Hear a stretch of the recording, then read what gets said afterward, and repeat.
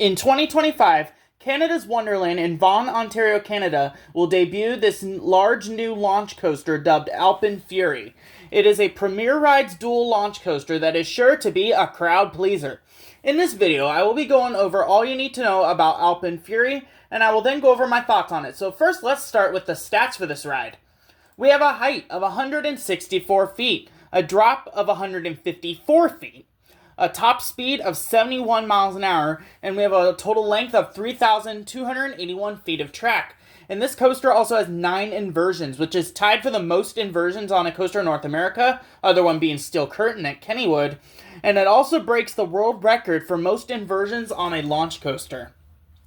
Then we have a duration of 1 minute and 20 seconds. So let's go ahead and talk about the history behind this project, as there is a history.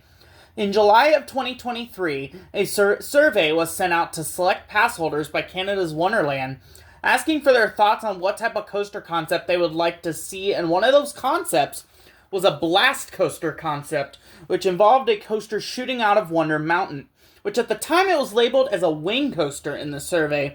Now obviously that concept likely got the most votes, so the park decided to move forward with that concept, but decided to go in a different direction in the coaster model they wanted. So instead of going with the B&M Wing, we got a Premier Rides launch coaster. So let's go ahead and talk about where in the park this is going. So as it actually takes up a relatively large plot of land that was sort of made up by a couple different things. The station is going to go right near their Wild Mouse coaster, the Fly, and it will launch into the mountain from there. Then after that, the coaster will come up out of the mountain, and it will dive under Wonder Mountain's Guardian's lift, and it will go through what is currently a bunch of grass areas and backstage areas around near the pathway and around their international showplace venue. And then the coaster will then turn around where their Skyflyer attraction stood, which was removed this past winter. So looking at it, this coaster is taking up a pretty large space.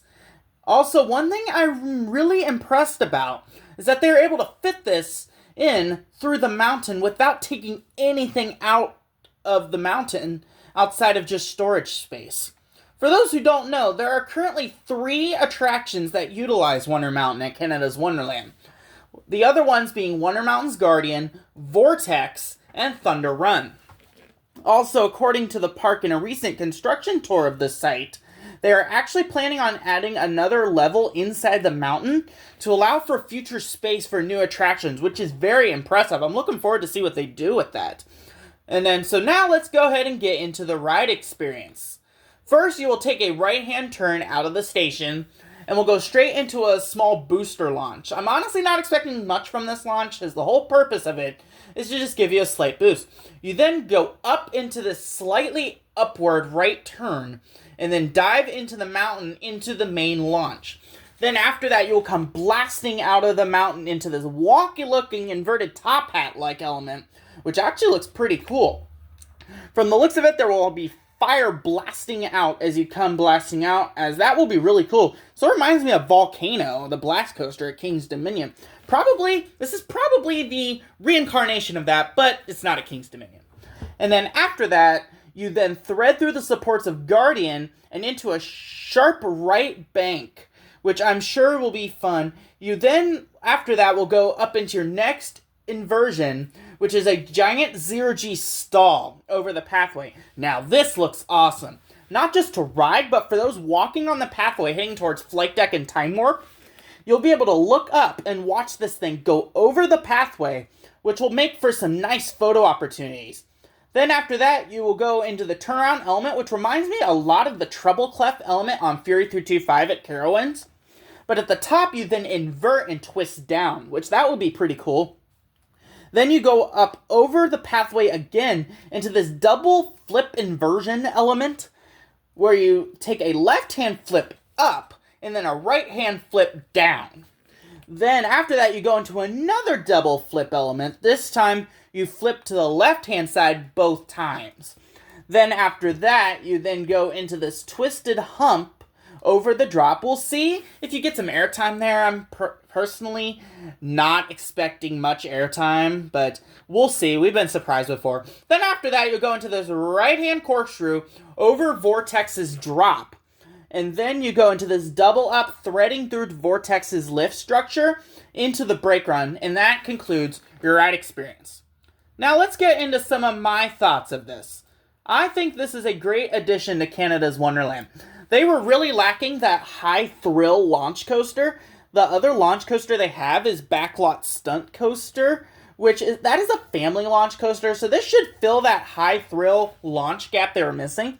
They also don't have a lot of coasters with inversions that are enjoyable.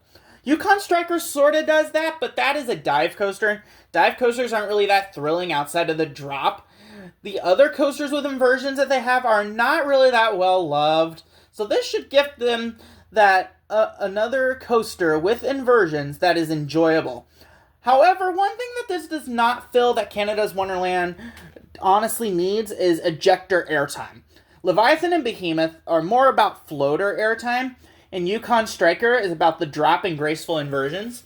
So personally, the coaster I hope that comes next to Canada's Wonderland features ejector airtime. But that's a topic for another video. While you may get some ejector airtime on this, I'm not expecting much. Now, let's get into my biggest complaint with this ride, and that is capacity. Canada's Wonderland gets crazy busy. It is one of the highest attended parks in North America. I believe it is actually the most visited seasonal park in North America.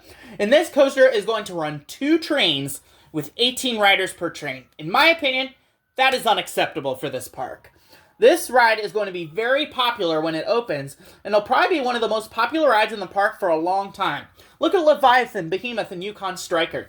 Those constantly pull long lines, sometimes even spilling out of the queues on the insanely busy days. And those are high-capacity people eaters.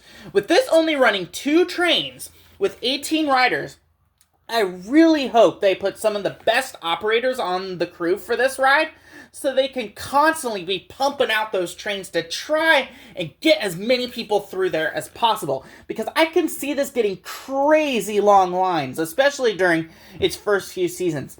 Not to mention, what happens if one of the trains goes down for maintenance? They would have to go down to 1 train if that happens, which that would be disastrous for this ride and the park. I really hope the park has some sort of backup plan in the event of something like that, whether that be having a 3rd train available, which I know the park did kind of debunk that in an interview with Amusement Insiders, or implement a virtual queue boarding pass system in this event to help with queue overflow, because if this thing's running 1 train on a busy day, my gosh, that line is going to be insane. So I really hope that that's something they're considering. Other than that, I am really looking forward to this edition. I'm glad to see Canada's Wonderland getting a large new coaster for 2025, as the last big one was Yukon Striker in 2019, and that'll be 6 years when this opens, so they are definitely due. I'm definitely hoping to get up there at some point in the future to check out this ride, as well as this park, too. I have never been to Canada's Wonderland before.